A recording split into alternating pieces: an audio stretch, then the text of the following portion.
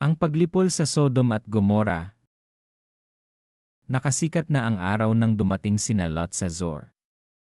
Biglang pinaulanan ng Panginoon ng naglalagablab na asupre ang Sodom at Gomora. Nilipol ng Panginoon ang dalawang lungsod at ang buong kapatagan. Namatay ang lahat ng nakatira roon pati ang lahat ng tanim.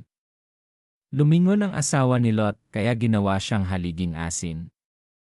Kinaumagahan, dali-daling pumunta si Abraham sa lugar kung saan siya nakipag-usap sa Panginoon. Minasdan niya ang Sodom at Gomora at ang buong kapatagan.